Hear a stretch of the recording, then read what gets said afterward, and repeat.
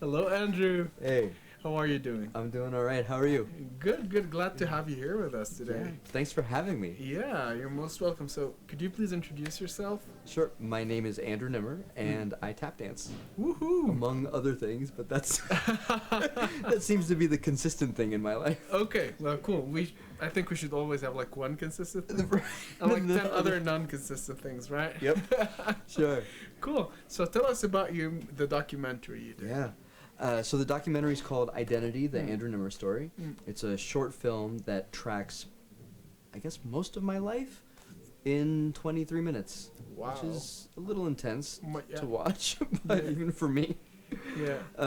But it loops in stories of my parents' journey from Lebanon to Canada, where I was born, my introduction to tap dance as a very young child, being grafted into the oral tradition of tap dance, meeting mentors, 20, 30, 40, 50 years older than I am, or I was at the time, and them bringing me into this art form that I was unaware of, right? Didn't know what the history of it was, didn't know who the personalities were, and became immersed in it. And then there's some challenges that I faced, which I won't spoil the film for folks, but around things that I couldn't really control. Okay. Right? Yeah.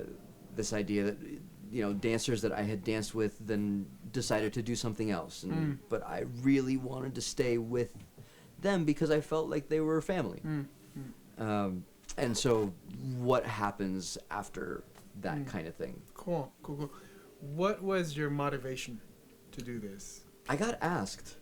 So Okay. it wasn't me kind of wanting to do a film, but I linked up with the production team, a company called Windrider. Phenomenal group of individuals. They run an institute at Sundance every year for film students to come and experience the film festival and interact with directors and filmmakers there. And they also produce their own work. So I was in Japan, working with an artist named Makoto Fujimura, who's a abstract visual artist. Wow, okay. But trained in a very classical style of Japanese painting called Nihonga. So he's got kind of this very old, very new combination. And my approach to tap dancing is also like very steeped in the history, but we do it as if we're doing it now. And so we were working together, and we land on an island off the coast of Japan, the Goto Islands. These islands were sanctuaries for persecuted Christians during the time of the Shogun. So this is like 17th century, old years ago, right? And there's a very old, vacant, dead church that we walk into. It's me, Makoto, and a few others who are kind of journeying with the team. And the documentary film crew from Windrider is there working with Mako. And we walk into this space, and there's a beautiful altar, but it's empty. Like nothing else is there. Gorgeous wood floor, which is a thing for tap dancers. Imagine, yeah. But it's Japan, so everybody takes off their shoes before we walk in. Okay. And we're all walking around going, wow, this is a really interesting space. And there's a local that walks in after we do, and he starts talking with Makoto, who can understand the Japanese, and telling him about the history of the space and everything. And Mako comes to me and asks me, he says, hey, do you want to dance? I said, I would love to. Are you kidding? He says, but you can't wear your shoes. I says, no problem. Wow. So everybody kind of lines up against the wall. The crew is there, so they film this. Barefoot, I come out and I dance. And after filming that scene, the head of the production company, who was on this trip with the group, decided that I would be an interesting person to invest in. Yeah. Wow. This is interesting. Yeah. Because this is interesting, and I want to talk. I want to pause actually. Yeah, sure. So this is why I want to say that artists and like filmmakers, writers, this is what I keep telling people, and I'm nobody, but I just keep, motivating people around me, because, keep doing your thing. Even though the first time, the second time you're gonna fail, no one's gonna notice you. Somehow, someday, you'll get noticed. Yeah, but stay. And you never know. Exactly. Believe in yourself and do your thing. Do not do someone else's thing. Yeah, right? Yeah, there's a lot of wisdom around. As an artist, you learn from others, right? That's part of the process. Yeah. You mimic for a long time. Influences. Right. Yeah. And that's kind of an ongoing thing. And then there's a little turn somewhere where you start saying, I like this, I don't like this. Yeah. I like more of this, I like less of this. And soon, if you spend enough time there, you end up with something that is recognizable as coming from you. Other voices are in there. They might still be recognizable, but it's like the combination of things is your combination. Yeah, right. You start putting of yourself. Yeah. That starts coming out, and that calls to people. I feel like there are people who might see me dance and say, "No, I rather like this other dancer over here." But there are other people who do the same thing with me. They say, "I like you. I don't necessarily like this other dancer," and you have to hold on to that. I think, like, trust that the thing that you're gonna share is gonna call to some people. Yeah. And those are the people who need to hear the thing that you're gonna share. Yeah, this is super interesting, Andrew. Yeah. I have a question. And excuse me, but is it really difficult to, because you've been filmed dancing, right? How much is it difficult or not to show your dance, do your thing, being filmed, and it's a documentary, so you have to be yourself, your honest, spontaneous, best, self. How hard was this, to keep up like a documentary being filmed in different places and staying truthful to like the essence of the documentary?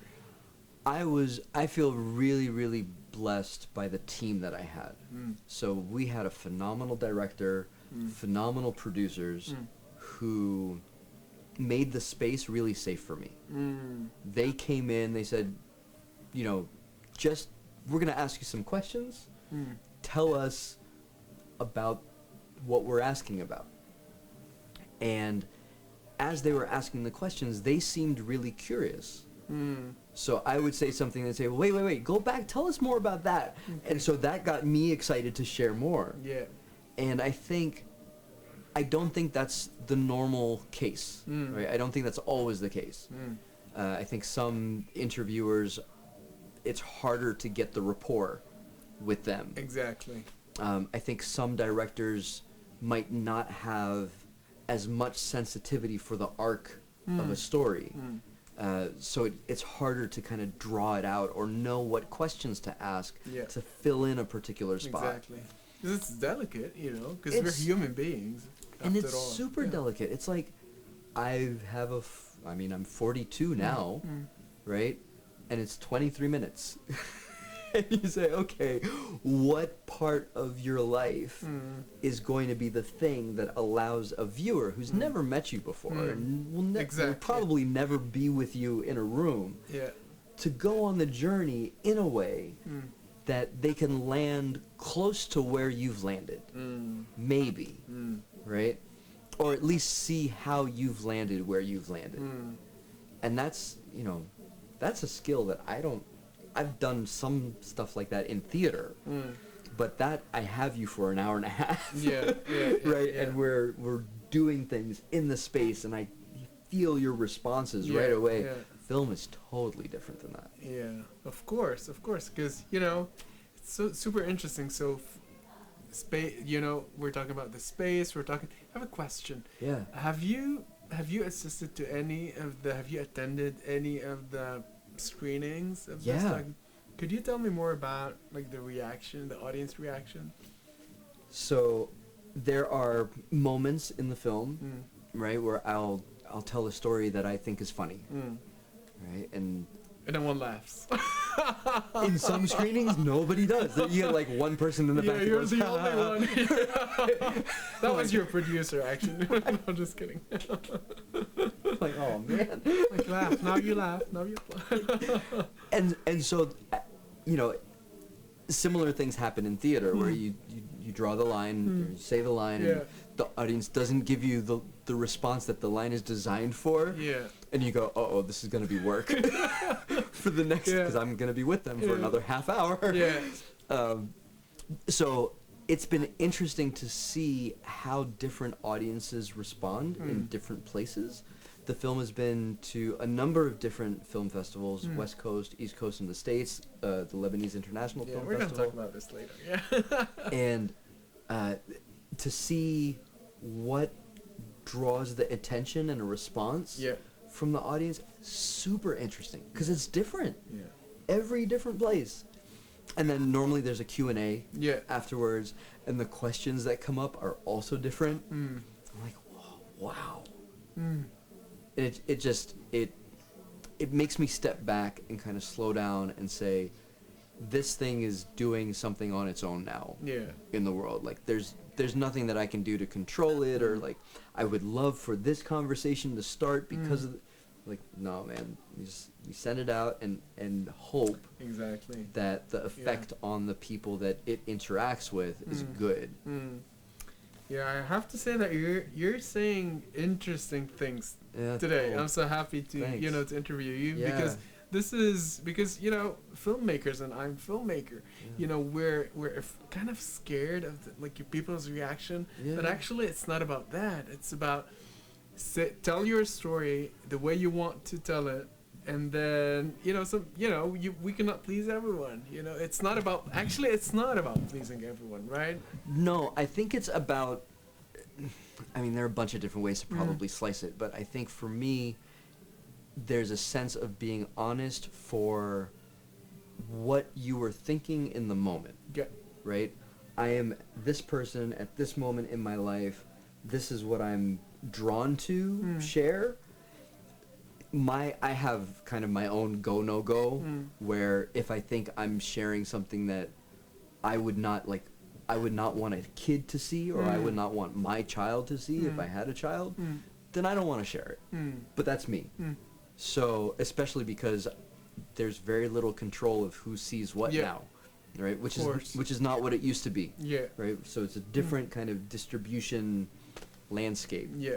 So I have my own self-limits around that, which gives me some freedom to say, so long as it's not that, I can feel comfortable sharing it. And then I have complete freedom to be honest about what I'm thinking and what I'm experimenting with and what I'm discovering in this area. And the other stuff kind of just dwindles away. Yeah. So it's like I don't even worry about it. Yeah. But that honesty bit, I think, is really important, because then if somebody comes to you and says, I don't like that, you're like, well, that's very interesting. You might even be able to have a conversation because what you shared was just what you were thinking at a moment in time. And you'd be able to conversate with them about why you were thinking that way. And maybe even how you've changed from the time that film was made and how how seeing the film has affected you. Yeah. Right? Like, Identity is a couple years old now. And so I've watched the film a number of times. Have you changed? And I've changed since the film was made. And so I watch it and I'm like, wow, that's really interesting. Like, it's really interesting to see myself and a particular arc in my life and have some space now and say, well, I guess I'm still growing. Like, there's still things that I'm digging into and wondering about and feel like I'm being called to share. So cool. So your film participated in the Lebanese Independent Film Festival. Yeah. And you won an award. Yes, it did. I'm so surprised. Oh my gosh. Yeah. I just want to talk on the behalf of, for a minute, on behalf of the artistic director and the artistic team, the jury members who chose your movie. I think it's we feel so much happiness and satisfaction to watch movies from like first, second, and even third generation Lebanese living abroad, living outside of Lebanon. This makes us feel, I don't know why, and maybe this is unfair for other movies, but it is what it is, right? Sure. Maybe it's, So long as you know. yeah, let's call it the Lebanese, gene, whatever you want to call it. But it feels so much good, to watch you guys on your journey, different journeys, and watch you exceed and excel, and just being happy doing your thing. And I'm not gonna say we want you back in the country, but I would say we would love you to go like maybe back and forth, or like do not forget your mother native country. Yeah, man. There's something really special about having only been to Lebanon once in my entire life, right? For 10 days. That was it. Wow. To feel connected to a place and a people that you just don't get when you're not there, right? My folks, I'm generation 0, basically, so my folks still talk about back home, and so I grew up thinking, okay, but I'm home, but there's also a back home, and I'm in the tap dance community, but that feels really good, but that's not really home either. And it's just an interesting journey, and I feel very like oddly connected to the dancing that comes from Lebanon. So I had this very interesting experience with a member of Karakallah, right, a national dance company of Lebanon, and their thing is the debki. So I'd never done it before, like really, and learned from someone who knew how to do it. So we had a mutual friend. He connected us. We got into the studio. It's just the two of us. It's not a line. It's just the two of us. And this cat grabs my hand and starts rocking. Just the basic, like back and forth. And my body shifted. Naturally? It literally says, this is what we do. Oh, wow. And I had never experienced that in my entire life before. This is huge. Yeah. Wow. And I don't think I've ever shared this on camera before either, but it was like, hold a hand, this is the basic, and it felt like my body like locked in and like said, instinct, right? oh yeah, we know how to do this. We know what this feels like. And ever since that moment, I've been thinking about this question of like the connection between the dances that come from a place and come from a people, and what happens to the people who don't have that dance to remember the kinds of people that they are. Okay. Right? It's like the debki, the personality that it allows you to remember. Wow. Okay. Is something that is connected to Lebanese pride and the things that are almost stereotypical that I know of folks from Lebanon that that I've never been there except for once, but I know this. And it's reminded in the dancing. Wow. And so that's a lot of like, wow, this is cool. Yeah, that's a lot of stuff that makes me think about the connection that I still have to Lebanon, even though I'm not there ever. Almost. Now we're gonna ask you on the stage to dance debki. Oh gosh, no. I am not a debki dancer. I like tap dance is my thing, but that was a very clear moment. Yeah, this is so interesting. Thank you for sharing this. Yeah, my pleasure. Yeah, you know what? Somehow I feel the same. Now I'm thinking about it. Like I don't dance debki, but sometimes it's just natural. It comes naturally, and you're just Well, this is so interesting. Yeah. See, there's like a neuroscience project in there somewhere. This should be your next documentary. Right. Yeah, I'm gonna. Could you give me the producer number? Right. I'm gonna pitch it for him or her. It's been found out here. Yeah. It's amazing. How like dance is connected to identity, connected to your I don't know, genes. Yeah. Wow. It's so interesting. Yeah. there's for sure something, to film to dig in. Cool. Sweet. Andrew, it was my pleasure seeing you here because we did not get the chance to chat in Lebanon. Yeah. Yeah. Thank you for being my guest. My pleasure. Thanks again for having me. Yeah. And I'll see you maybe Maybe. in September. Cool. I'm Beirut.